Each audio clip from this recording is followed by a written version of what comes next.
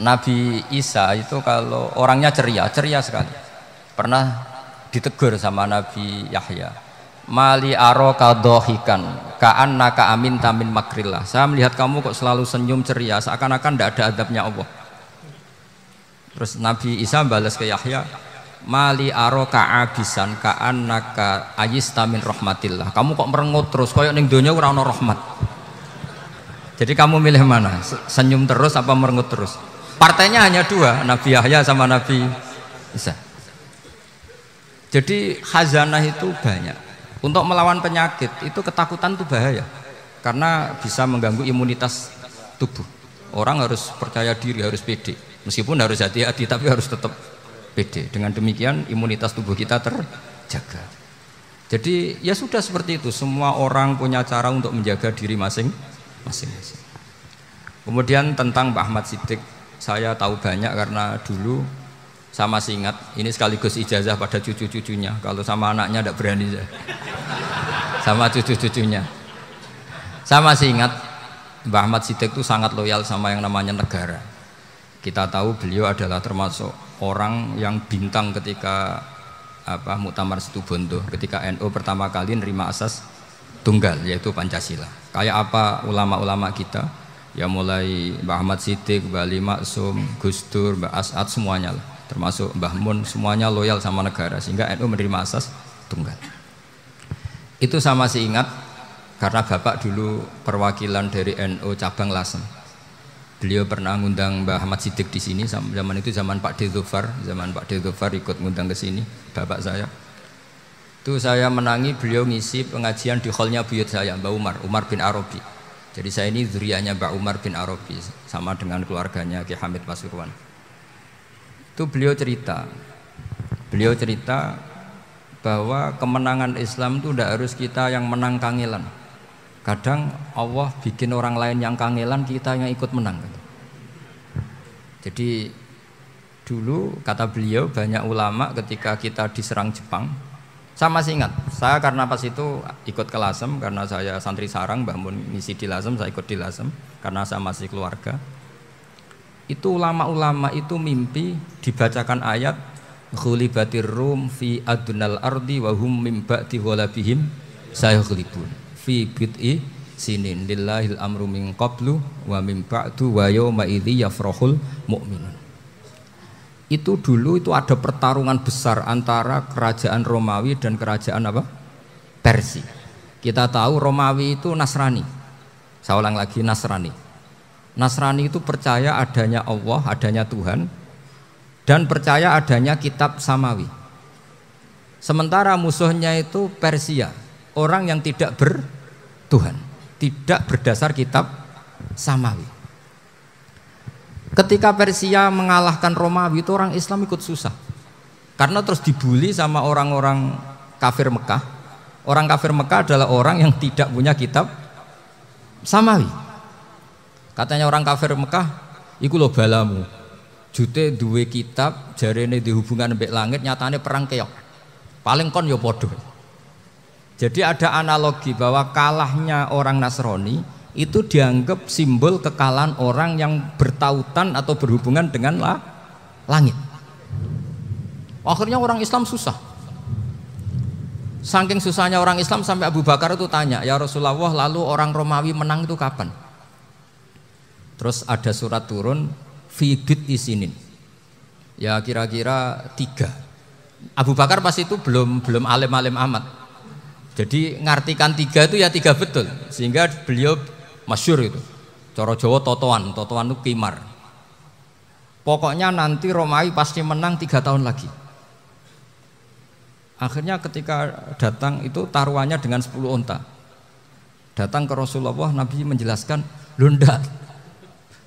Bid'u itu mabena salas ilatis itu 3 sampai 9. Kamu jangan bilang 3.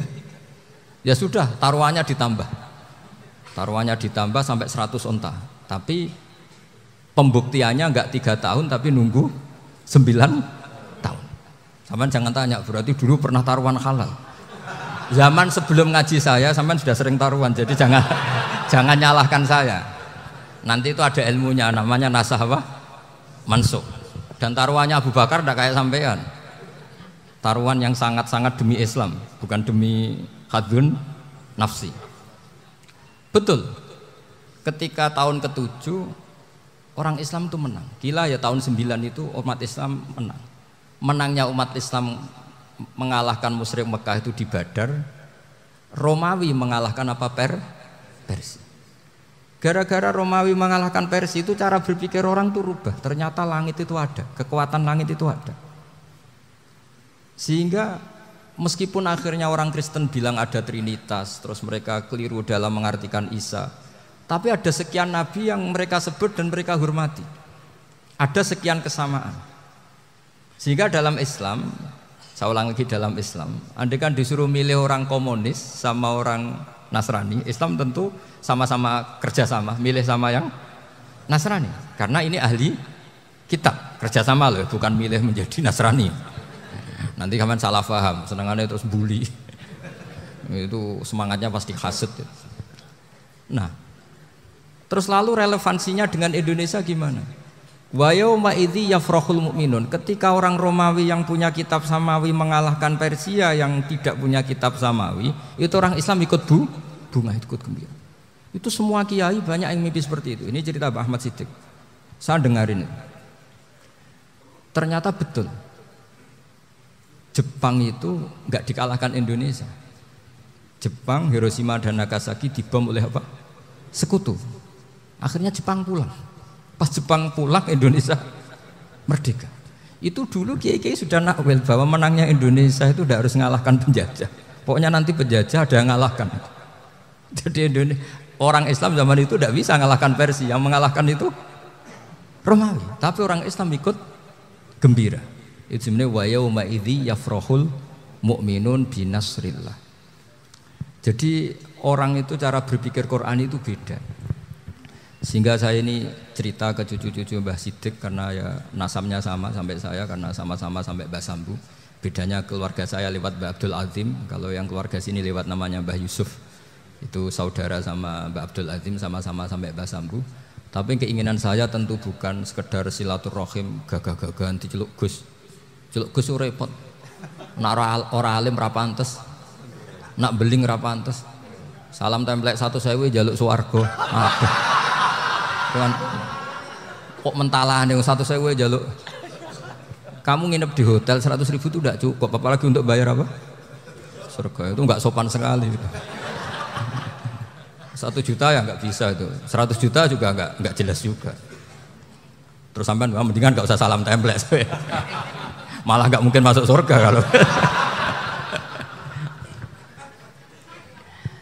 Jadi dulu yang namanya zuriyah, sampean tenang saja, nasab sampean tidak kalah dengan kita, karena nanti setelah di kuburan itu gus-gus itu nggak penting. Semua kalau ditanya bapak kamu siapa, jawabannya siapa? Nabi Ibrahim. Sudah parmin parlan hilang semua, sudah aman pokoknya nanti, karena kalau nanti ditanya malaikat bapak kamu siapa, jawabnya Nabi siapa? Ibrahim. Makanya saya itu pemuja Allah yang serius. Sampean ya pemuja Allah, tapi kan kadang kurang alim. Saya ini pemuja Allah serius. Saya itu kalau ngaji, ya ngaji biasa belajar, itu sering nangis seneng. Misalnya saya baca tadi, Miftahul Jannah la ilaha illallah, luang kunci kok dikasihkan. Kita ini masuk neraka gak pantas, enggak bawa kuncinya kok masuk. Harusnya kita ini masuk surga, kita kan pegang kunci surga, gak pegang kunci neraka. Maka aneh kalau kamu masuk neraka itu aneh. Coba kita pegang kunci surga apa kunci neraka? Tapi kadang teman saya neraka ora ono kuncine. Karena tidak ada pintunya. Terus saya bilang, kamu kok tahu? Memangnya mau ke sana, kata saya. Saya tidak punya rencana tahu neraka. Karena nanti di antara syafaatnya Quran itu orang kalau mau masuk neraka tidak jadi. Ya nggak apa-apa ya, diatur sendiri.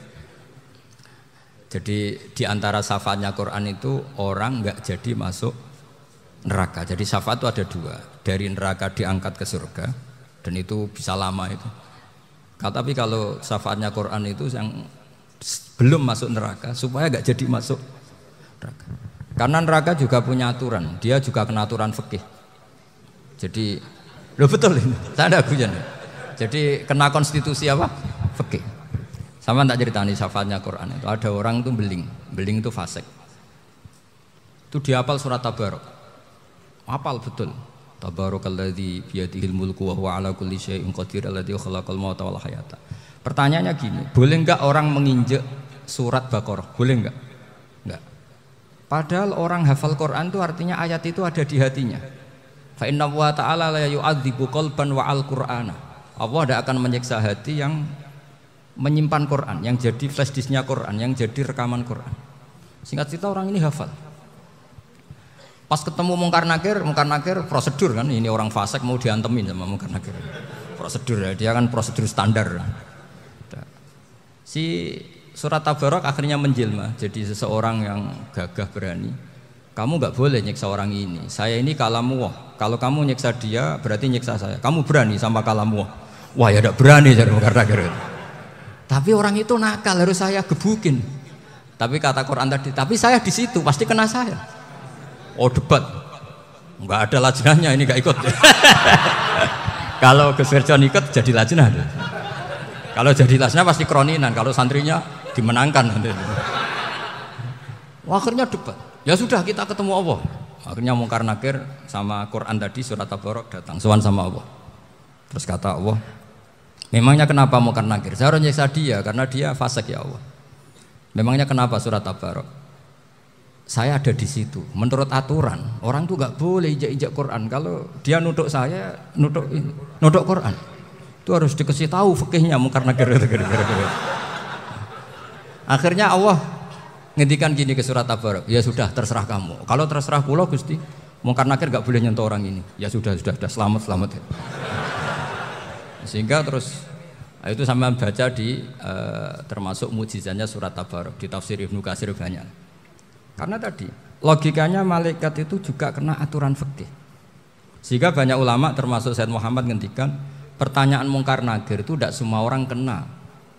Kalau semua orang kena nanti kalau tanya Nabi Muhammad, waman nabiyuka? Kacau kan jawabnya. Nabi kamu siapa? Lu saya ini nabi. Ya kan? Lah nanti kalau pas ketemu Nabi Ibrahim, waman abuka? Jadi repot kan? Makanya ada kiai yang guyon kalau ditanya marab buka, saya ini guru tauhid sembrono. Saya ini ngajar Ummul Baroin, kamu tanya marab buka. Masyhur itu keramatnya Imam Malik itu. Ada Ashabu Malik, rajulun min ashabi Malik.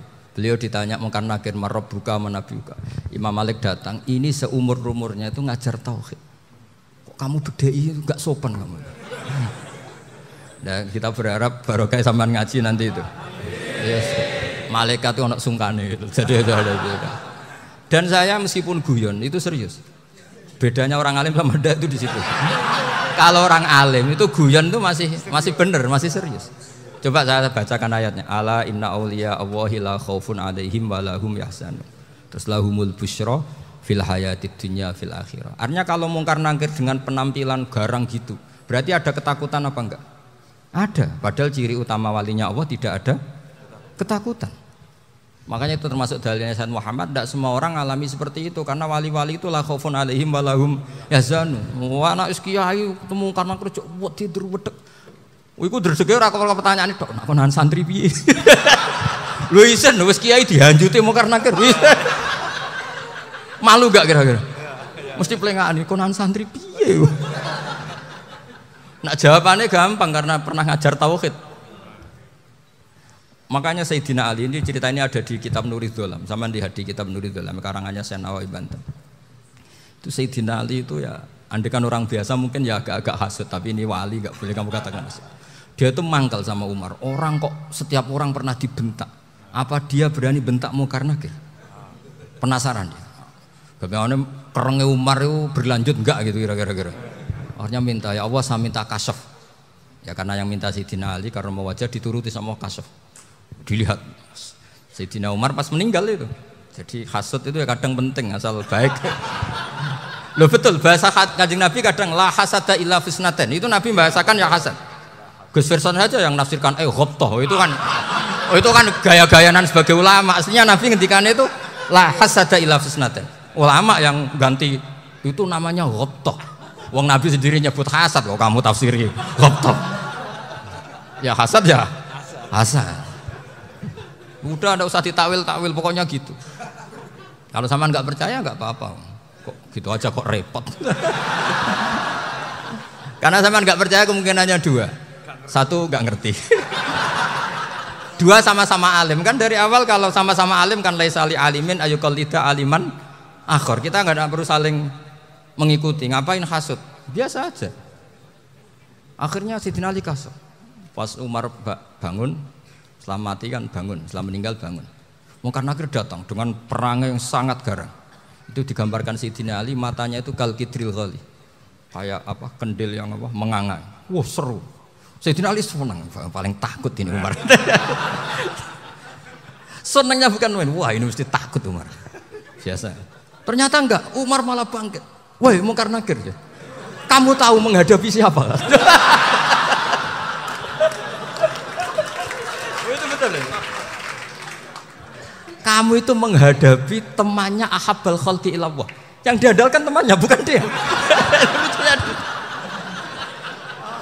Kamu tahu yang kamu hadapi, saya ini teman kekasihnya Allah. Jadi boleh kamu mengandalkan Mbak Virjon. Tapi nanti resikonya Mungkar Nakir tanya, itu Virjon siapa? Wah itu masalah kan. Makanya syaratnya wali itu harus ma'rufun fis sama. Di langit sudah populer. Makanya dulu ada orang yang saking seninya Abdul Qadir ditanya apa saja jamnya Abdul Qadir Al-Jilani itu aman karena beliau populer. Makanya program kita harus populer dulu di langit. Nah, itu nanti kalau dicatut oleh santri-santri nggak apa-apa. Kalau nggak populer nanti dicatat itu siapa? Masalah ini. Umar itu yang dibanggakan itu, kamu tahu saya siapa? Ya enggak tahu. Saya ini temannya kekasihnya Allah. Temannya Muhammad. Iya Muhammad Rasul. Wah mikir waduh. Repot. Loh di dunia aja gitu kan temannya presiden, temannya panglima, apalagi ini temannya Sayyidul Awalin wal Akhirin. Di dunia aja bilang temannya presiden, menteri orang sudah takut, apalagi ini temannya Sayyidul Awalin. Hanya Mungkar Nakir terus konfirmasi sama Allah, gimana ya Allah ini ngadepi. Sebetulnya diandalkan itu temannya, bukan dia. Wah, akhirnya sama Allah dibilang ya, Bu, ya sama seorang seperti itu Bu yang sopan. Terus semenjak itu Mungkar Nakir itu nggak selalu berpenampilan seperti itu, sangar sih. Jadi semoga itu konsisten sampai nanti. Jadi kamu kalau ingin nggak takut Mungkar Nakir jadi wali dulu. Karena syaratnya tadi hanya wali sing la khaufun alaihim walahum yahzanun lahumul busyra fil hayatid dunya fil akhirah. Jadi orang itu kalau ngaji itu harus khatam. Jangan semuanya kena pertanyaan. Dan kalau semuanya kena pertanyaan nanti repot. Kalau Nabi Muhammad ditanya waman Nabi Yuga, Nabimu siapa? Lu kan terus jadi aneh. Jadi makanya ngendikane Sayyid Muhammad semua ulama lah, nggak ada am kecuali ditaksis, kecuali sifatnya Allah. Misalnya bikulli syai'in alim ya benar-benar bikulli syai'in. Tapi kalau am semuanya pasti ada taksis, meskipun dalam muhawarah muhadasah biasa. Misalnya contoh gampang, istri kamu baru seneng kamu, Mas nak pengen apa-apa itu lapor aku, gak apa-apa Mas, mesti aku seneng gak sama lapor. Iku di aku pengen wayo. Wah langsung jadi apa wae. Mesti apa wae maksudnya kecuali itu gitu. Padahal kalau ngomong Mas sampean ingin apa saja tak dukung. Terus sampean bilang, kepenginku iku wayo. Kira-kira disetujui apa enggak? Sama seperti kita kalau punya teman akrab, wes nang omahku gak apa-apa, anggap ya omahmu dewe. Terus mlebu-mlebu kamar. Jadi tidak ada am kecuali ditaksis. Artinya kalau ada cerita bahwa orang mati pasti ngalami ditanya Mungkar Nakir, itu pasti ada am yang ditaksis. Itu pasti juga dialami para anbiya, para auliya. Karena ciri utama wali itu la khaufun alaihim walahum yahzanun. Kemudian saya yang mau cerita ya supaya sampean bisa menghadapi dunia global ini, tak bawa tafsir Munir termasuk tadi. Kenapa orang Islam Rasulullah SAW itu lebih senang kalau yang menang itu orang Nasrani Romawi ketimbang yang menang itu orang Faris, dalam hal ini ateis. Karena orang ateis itu lebih ngeri. Sebetulnya beberapa penemuan sains, terutama di ilmu medis itu orang Amerika, kayak cloning. Tapi orang Amerika itu masih dilarang oleh gereja untuk mengaplikasi, karena nanti bayi cloning itu dipakai suku cadang. Di Amerika masih ditentang oleh fatwa-fatwa agama, baik Islam maupun Kristen. Tapi di Cina itu dipraktekkan, karena nggak ada halangan agama. Di Cina itu biasa ada kondom diolah lagi jadi alat-alat aksesoris. Di Amerika tidak ada karena masih ada agama, masih ada larangan. Sehingga orang Islam itu lebih takut kalau yang menang itu Persia, karena terus cara berpikir ternyata Tuhan itu tidak ada, langit nggak ada perannya. Jadi ketika yang menang Nasrani masih berpikir itu pertolongan Tuhan, meskipun mungkin cara mengatakan Tuhan beda dengan kita. Tapi ada satu kesamaan bahwa kekuatan samawi itu ada. Jadi disebut hulibatir rum fi adnal ardi wa hum min ba'di ghalabihim sahlibun. Di sini diterangkan oleh Syekh Nawawi supaya kamu tidak salah paham. Sebetulnya kamu katakan misalnya wah itu paham liberal, sebenarnya saya tidak tersiksa. Cuma takut yang mengatakan seperti itu cek goblokir atau ngaji gitu. Itu aja masalah saya.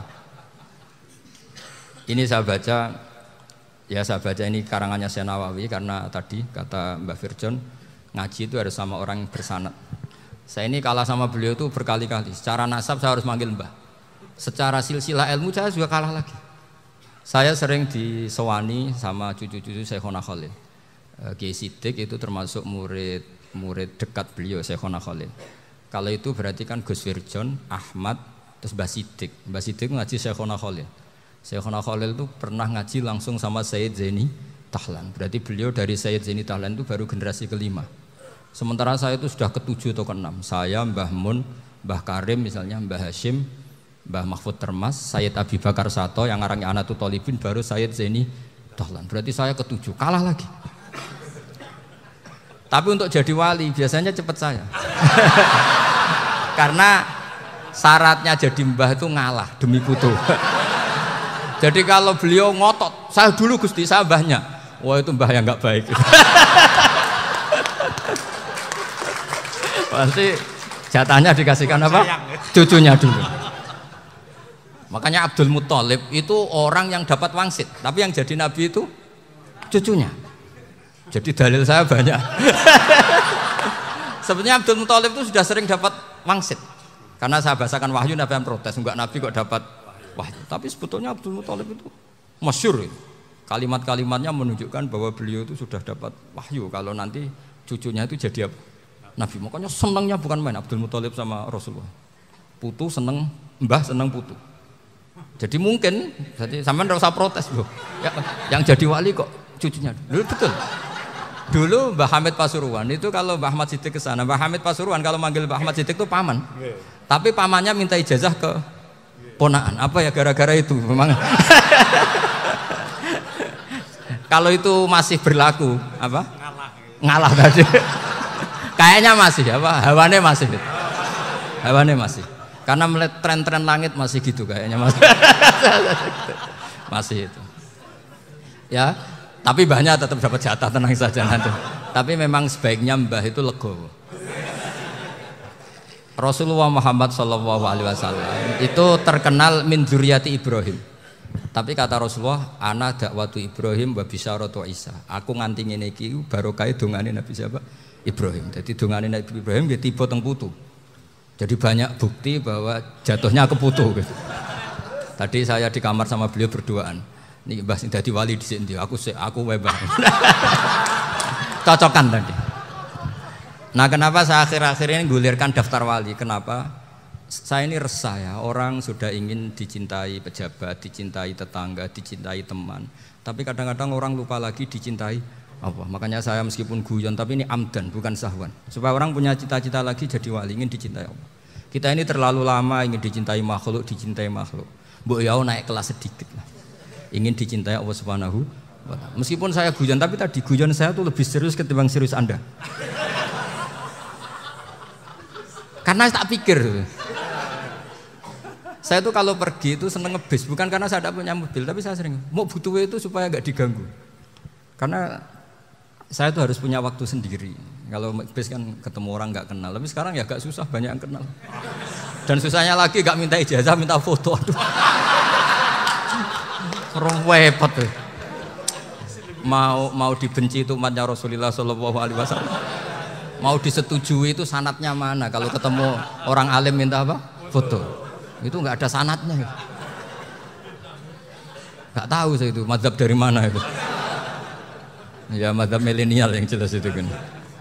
Ini tak baca ya biar dapat. Karena ini kenangan saya sama Mbak Ahmad Siddiq. Saya masih ingat betul beliau ngisi hallnya Mbak Abdullah bin Umar, berarti abahnya Mbak Hamid. Karena mbah saya itu Fatimah binti Khalid bin Umar. Kalau Mbah Hamid itu Hamid bin Abdullah bin Umar. Itu saya masih ingat betul zaman itu Mbah Hamid setiap hall di Lasem itu rawuh dan saya derek mbah saya karena masih misanan datang ke Lasem.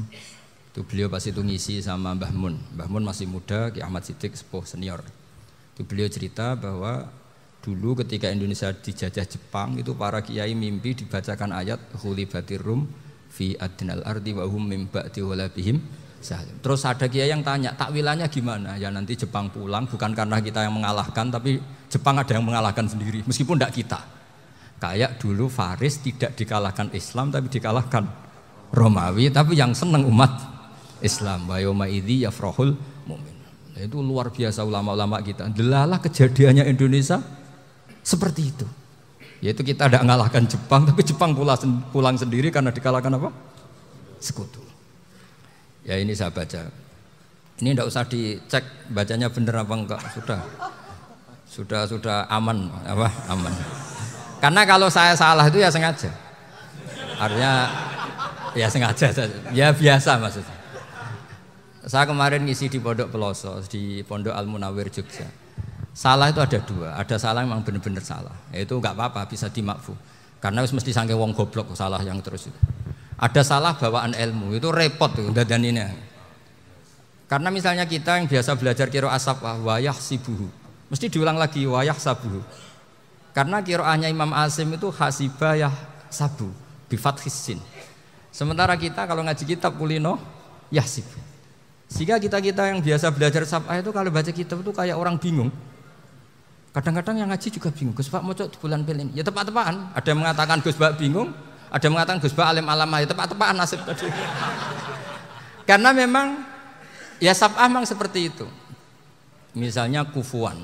Kufuan itu Imam Asim baca kufuan. Tapi beliau punya murid namanya Syu'bah. Itu kalau baca kuf'an. Makanya kita itu, ini kan khataman Quran ya. Jadi saya menyinggung sedikit tentang qiraah sab'ah. Tadi beliau juga sudah tak kasih kitab saya Hifdzuna Liyadal Mustaf. Sama tak ajari latihan sab'ah. Memang angel ya. Makanya yang nggak bisa itu wong pinter. Sudah tahu angel ya nggak usah diteruskan kan. Orang menghindari barang angel itu pinter apa goblok? Pinter. Berarti wong goblok pinter. Saya tuh makanya sama orang goblok tuh respect.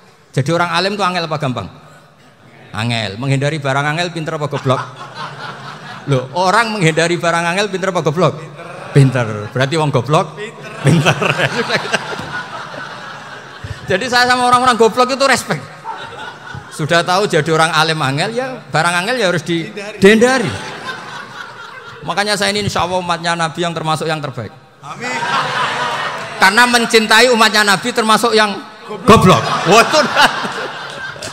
itu tidak gampang itu. Ya, karena tadi sudah tahu ya. Seperti itu loh orang naik panjat pinang itu yang naik karena ingin hadiah. Yang nonton sudah tahu wah licin kok dinaikin mau keplodok ya. Tapi orang sepakat yang nonton juga pinter karena sudah tahu ribet kok.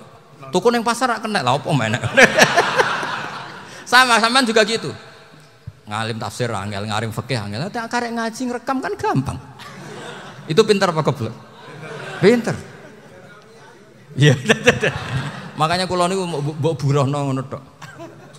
Saya tadi dinasihati Mbak Virjon muga-muga hati saya selamat. Saya itu meskipun kata orang banyak, muhibin saya banyak, tapi saya insya Allah tidak riya. Saya itu pakai kitab namanya Tasbitul Fuad, itu karangannya Said Abdul Al-Haddad. Ketika beliau punya muhibin banyak ditanya, bagaimana ya Habib Anda menjaga hati Anda? Jamnya Said Abdul Al-Haddad itu unik. Innama azzamu Allah. Mereka itu sebenarnya menghormati Allah. Cuma butuh sarana, dan itu saya.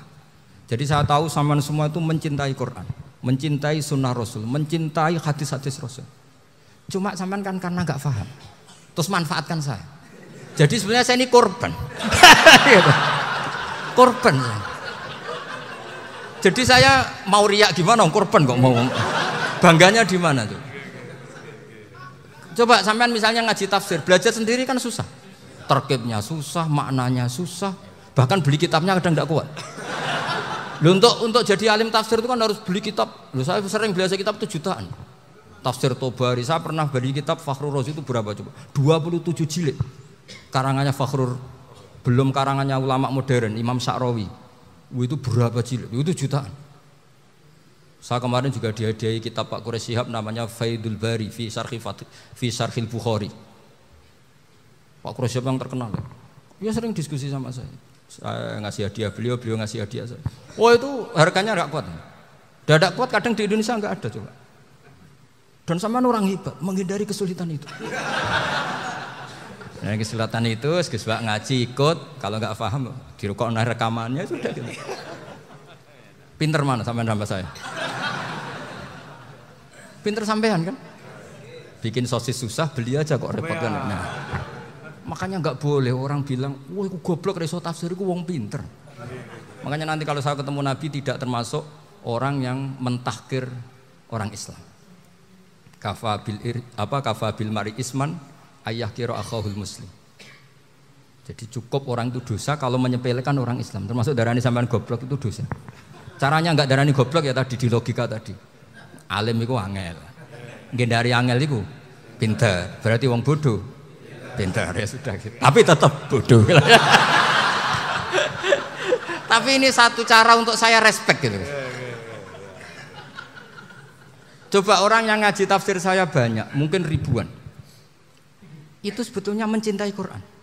Karena Quran adalah kitab suci yang panduannya umat Islam. Sangat mencintai Quran. Terus kemudian mereka nggak paham. Terus mencari orang yang memahamkan. Burohno lah cara Jawane. Terus keren saya itu di mana coba? Lah terus mereka kurang ajarnya gini, kalau paham itu ya alhamdulillah paham. Kowe nak ngaji Gus Bae ngono tok. Tapi nek ora paham, ora nyalano akale. Mari Gus Bae nerangno cepet mulane gak paham. Ora kok nyalano teke sing lelet. Oh itu kan Masya Allah, naudzubillah tenan. Sebetulnya tingkat kurang ajarnya tinggi Gus sebenarnya. Jadi kalau nggak paham itu kadang nggak nyalahno uteke. Kayak mau misalnya, wah mari mikir aja jelas. Padahal misalnya jelas orang mesti paham bodoh. Paham ya? Jadi kata Sayyid Abdul Haddad, innama azzamu Allah. Sebenarnya mereka itu sangat menghormati Allah. Makanya kita nggak perlu mengatakan wasilah itu kafir, nggak akan. Karena orang tawasul sama Rasulullah itu ingin dapat ridhonya Allah lewat orang yang dicintai. Kita mencintai wali sebenarnya, wah itu kekasih Allah. Kita mencintai itu karena mencintai Allah. Sama seperti gini, kamu mencintai kangkung apa enggak? Sebenarnya sama sekali enggak. Tapi kamu ingin sehat, ada asupan gizi. Kamu ingin tubuh kamu sehat, butuh asupan gizi. Kemudian kamu makan kangkung. Apa terus kamu cinta kangkung? Kan enggak. Cinta kesehatan kamu sama. Orang yang mencintai saya sebenarnya ingin kepuasan rohani. Saya kan termasuk kiai yang torekonya gampang. Ini swarga, kan akhirnya penggemarnya banyak. Coba kalau kamu neraka. Jadi sebetulnya Anda mencintai kepuasan Anda sendiri. Nah, saya ini korban. Makanya untuk masuk surga cepat saya, korban itu cepat. Da'watul mazlum la turaddu kan gitu. Laisa bainahu wa bainallah hijab. Jadi saya kalau donga langsung seret langit. Karena mazlum. Saya sinau tafsir itu Pak, sampean bayangkan ada tafsir itu sudah 27 jilid. Sekarang Fakhrur Razi itu bulatnya bukan main. Karena dia ahli filsafat. Bulatnya Masya Allah. Sudah gitu sinau Jalalain kadang dikomen oleh Sawi. Sudah kita percaya Jalalain boleh dibully Sawi. Percaya Sawi dikandani, oh iku Maliki rasofi. Oh, ribet. Sudah gitu sinau Qurtubi, sinau tafsir Tobari itu susahnya. Belinya susah, belajarnya susah. Padahal saya punya keluarga, punya istri, punya anak. Bayangkan kalau istri saya rewel kayak istri sampean. Wah itu, tapi alhamdulillah enggak. Sama sekali enggak. Allah sudah memilihkan, wah ini bahaya kalau punya istri rewel. Imam Sibawai itu kitabnya banyak, tapi yang terbukukan hanya kitab Sibawai. Karena beliau kalau sudah belajar lupa istri. Hanya pas beliau di pasar, kitabnya dibakar semua sama istrinya. Karena dianggap saingannya. Ternyata yang dicerai tidak kitabnya, malah istrinya. Itu Imam siapa? Sibawai. Tapi alhamdulillah kitab saya nggak terbakar, aman. Saya teruskan ya. Jadi untuk menjaga riya dilatih innama azzamu Allah. Sebenarnya mereka itu menghormati Allah. Sehingga wasail-wasail itu sebenarnya enggak pernah jadi subjek, pelaku utama enggak. Tetap Allah. Sebab itu kata Sayyid Muhammad, kamu kok mengatakan wasilah itu kafir itu gimana? Ketika innallaha qad ba'atsa lakum taluta malika. Talut itu ya manusia. PD-nya itu apa? Inna ayata mulkihi ayyatiyakumut tabut fihi sakinatum mir rabbikum wa baqiyatum mimma taraka alu Musa wa alu Haruna tahmiluhul malaika. Jadi beliau PD itu kalau bawa sunduk semacam peti sakti, sing di situ ada baqiyatum mimma taraka alu Musa wa alu Haruna tahmiluhul malaika. Ya kayak semacam jimat ya. Tapi saya bukan mensyariatkan jimat enggak, karena nanti banyak penjual yang pembohong juga gitu loh. Cuma cerita, kamu tidak usah mengatakan kafir. Dulu Talut PD-nya kalau bawa sunduk semacam peti kesaktian yang di situ ada baqiyatum mimma taraka alu Musa wa alu Haruna tahmiluhul malaika. Sehingga Khalid bin Walid meskipun beliau sahabat dan menyaksikan wajah Rasulullah SAW, itu bawa sya'aratun min sya'aratihi Rasulullah SAW, bawa rambutnya Nabi. Perang kemana-mana itu diletakkan di pecinya. Nanti sama tanya lagi, masa pakai peci Khalid bin Walid ini? Wah panjang sampai itu repot. Sampai tak warai ngaji usul fikih. Usul fikih itu kalau ngaji itu ada istilah tangkihul manat.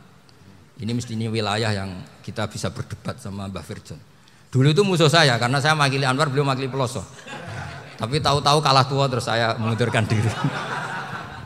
Di fikih itu ada istilah, ada tangkihul manat, ada tahqiqul manat, ada tangkihul manat. Tangkih itu kira-kira gini, lafadz hadis itu dibuang sekian untuk tahu bahwa itu madarul hukmi. Misalnya gini, tak beri contoh paling gampang. Sama harus paham, kalau nggak paham nggak pinter-pinter. Ja'a a'rabiyun ila Rasulillah sallallahu alaihi wasallam. Ya karena ini menghormati Mbah Ahmad Siddiq, saya orang alim, jadi ngaji ini tetap ada suasana alim. Ya harus ada suasana alim. Nggak perlu jadi orang alim tadi susah. Sudah ngedari susah itu pintar. Sudah itu aja. Jadi orang alim susah, ngedari barang susah pintar. Berarti orang tidak alim pintar. Nah, meskipun tetap sudah itu pegangi sampai mati nanti. Loh, jadi orang alim itu repot. Itu kata Imam Ghazali, kalau orang alim kalau mau masuk surga itu sama Allah nggak boleh. Kif, kamu nggak boleh langsung masuk surga. Coba cari umat kamu, syafaati dulu. Nah, saya takut nyari sampean nggak bisa kembali. Saya tidak punya rencana itu. Pokoknya mau masuk. Boleh sampean kuaduan balik raroh deh, wah repot nanti saya. Berat jadi orang alim itu berat. Ya saya teruskan ya. Ada tangkihul manat. Ja'a a'rabiyun ila Rasulillah sallallahu alaihi wasallam. Faqala ahlaktu wa ma ahlakaka qal waqa'tu imraati fi nahari Ramadan. Ya dan kita saya ini rusak ya Rasulullah. Kenapa? Karena saya menjima istri saya fi nahari Ramadan. Terus kata Nabi, kamu harus bayar kafarah. Napa Nabi kafarah? Puasa 2 bulan. Wong baru 1 hari aja terjadi gitu kok disuruh puasa 2 bulan. Ya tidak kuat ya Rasulullah. Baru berapa hari saya puasa aja kecelakaan seperti itu. Apalagi kalau sampai 2 bulan. Enggak ya Rasulullah. Ya sudah kalau gitu kamu pertama ngasih makan apa? Itku rokobah kan, pertama merdekakan budak. Tapi kan sekarang nggak ada budak makanya terus sekarang langsung puasa. Wah ini nggak bisa semua. Ya sudah ngasih makan orang 60. Kasihkan siapa ya Rasul? Ya orang fakir. Saya ini paling fakir. Di kampung saya ini orang paling fakir. Jadi mulai dulu orang fakir itu hubungan suami istri itu paling lancar mulai dulu. Makanya orang fakir itu anaknya banyak. Karena hiburannya hanya itu. Wong Ramadan aja. Coba mau ke ATM nggak punya uang, mau antri di bank nggak punya, mau apa coba? Itu mulai dulu. Ini sanatnya mutasil. Wah, akhirnya sudah sanksinya kan tadi ya itqu raqabah atau puasa 2 bulan berturut-turut atau ngasih makan 60 orang miskin. Lalu kata ahli usul fikih, kata a'rabi dibuang, nggak menjadi catatan hukum. Orang kota pun kalau melakukan itu juga kena sanksi yang sama. Imro'atau juga dibuang. Andai kan itu dilakukan untuk amatnya juga ketentuannya sama. Nah sekarang perdebatan antara Imam Syafi'i dan Imam Malik begini. Sekarang pertanyaan gini, jima istri itu hukumnya boleh apa haram? Boleh kan? Lalu kalau ada orang tanpa udzur kemudian makan siang-siang, cara Imam Malik hukumnya sama, harus kena sanksi yang sama. Karena sama-sama hadku hurmati Ramadan bi ghairi udzrin syar'iyyin. Sama-sama merusak hukum Ramadan tanpa udzur syar'i. Lu jima itu tidak zina. Kan hukumnya jaiz. Nah, sekarang makan hukumnya jaiz, harusnya juga kena ketentuan yang sama. Cara pikirannya Imam Malik. Nah, alhamdulillah Imam Syafi'i gak setuju. Wah, cara setuju repot. Bahkan orang-orang Syafi'i sudah punya khilaf, kalau gitu minum dulu. Iya, biar gak kena. Iya, biar iftarnya pakai minum. Setelah minum baru jima kan. Ini sudah menyiapkan khilafnya. Ini khas Syafi'i ini, bongso rekayasa hukum. Nanti bisa belajar jauh cara ngakali hukum. Makanya guyonan yang masyhur Gus Dur itu gitu. Ada seorang kiai atau Gus lah, ya punya salah, namanya manusia kan punya salah, entah cangkruk entah apa, pokoknya punya salah. Ada wartawan yang ngiranya semua kiai itu orang suci, sehingga tanya sama Gus Dur, Gus itu ada kiai kok, ya pokoknya salah lah. Tapi jangan bayangkan dosa besar, enggak, kecil-kecil aja. Itu gimana itu? Padahal kiai kan orang suci. Jawabnya Gus Dur lucu. Ya justru yang boleh salah itu para kiai, kalau kamu nggak boleh. Loh, kok bisa Gus? Karena mereka tahu caranya tobat. Repot. Kalau kamu nggak tahu caranya, sama pelanggaran hukum itu ya harus pakar-pakar hukum. Ya. Itu yang tahu caranya rekayasa. Kalau kamu ya kena pasal kan. Ya. Jadi kamu jangan niru saya. Saya ini punya sekian cara untuk kembali. Nah, itu namanya khilaf. Makanya kata Sayyid Muhammad, kamu tidak usah anti khilaf. Karena Abu Hanifah itu membolehkan khilaf. Kitabul khiyal. Yang penting kamu soleh dulu. Setelah soleh nanti Allah maklumi. Soleh dulu, syaratnya soleh dulu. Kalau tidak soleh jangan. Contohnya gini, ada orang mau puasa lemes sekali, mau makan. Gampang. Kalau langsung makan kan kayak hadku hormati Ramadan biwari udrin sarian. Aku langsung mau jembera sowan Mbah Firjon. Sudah status saya apa? Musafir. Ya sudah, berangkat aja sampai Tuban makan. Nanti kalau nggak jadi ya nggak apa-apa sudah. Kan mulai pergi sudah musafir. Saya tidak tahu nanti malaikat tertarik gebuki nggak tahu. Tapi itu ada khilafnya. Asal soleh.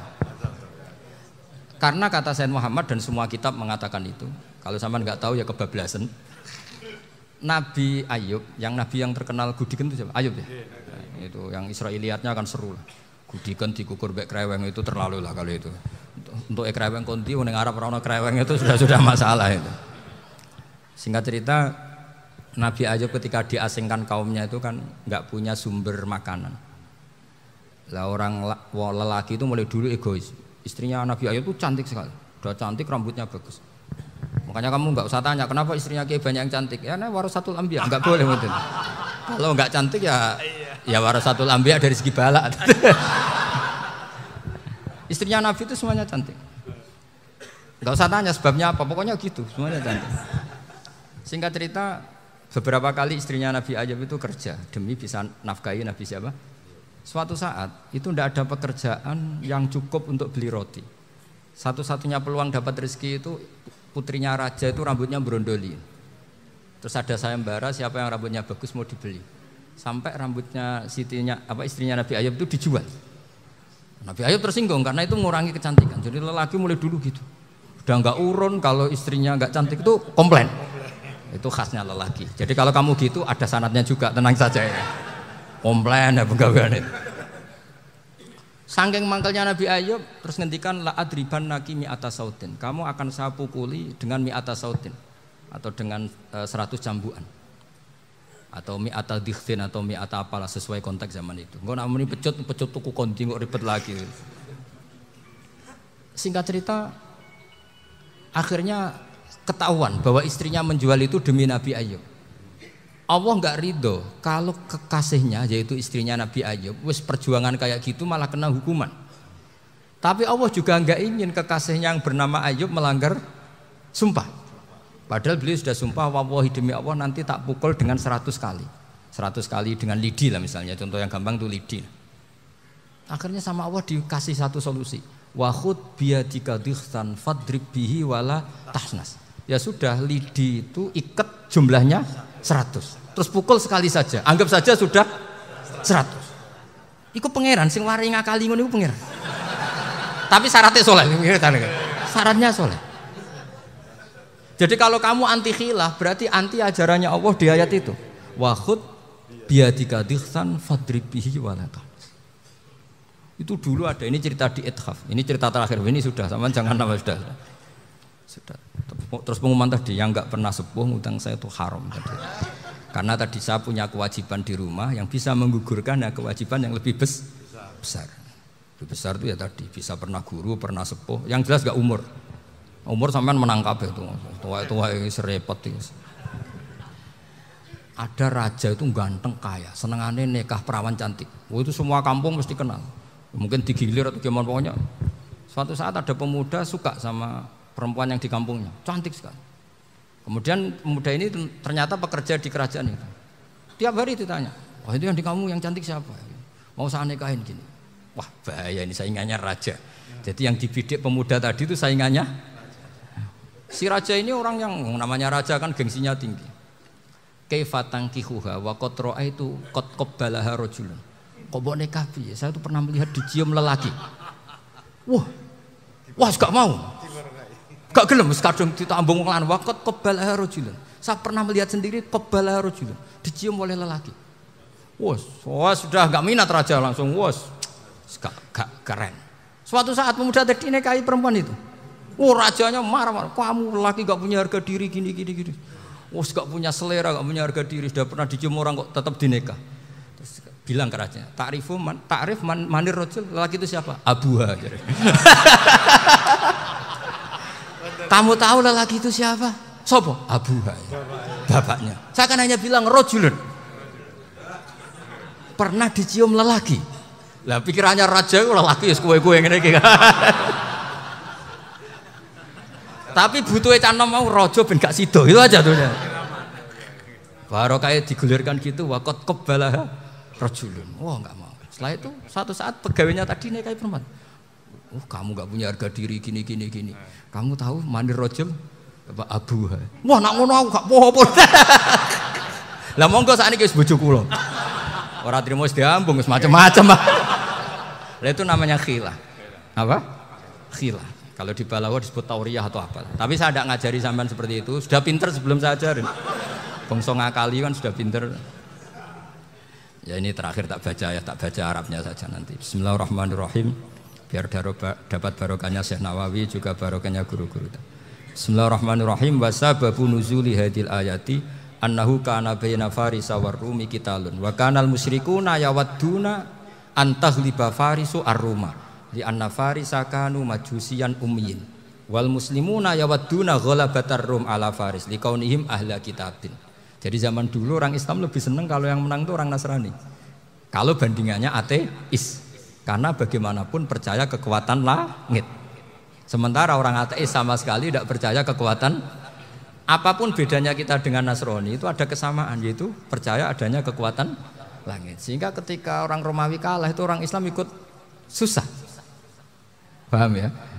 Makanya ini tak baca biar sampean enggak macam-macam pikirannya.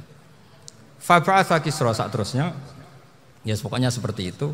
Akhirnya Rasulullah SAW berdoa lebih senang yang menang itu Rom karena ahli kitab. Artinya apa? Kemenangan ahli kitab adalah kemenangan makhluk atau hamba Allah yang mentautkan kekuatan kita di bumi dengan kekuatan langit. Makanya saya berharap selain kita ikhtiar medis, kita harus memperbanyak istighfar. Bagaimanapun semua itu dari Allah Subhanahu wa Ta'ala. Kita menghormati negara dengan ikhtiarnya, tapi saya mohon sekali kita juga istighfar, karena semua itu juga ditentukan oleh Allah, oleh langit. Ya, saya kira demikian. Assalamualaikum warahmatullahi wabarakatuh.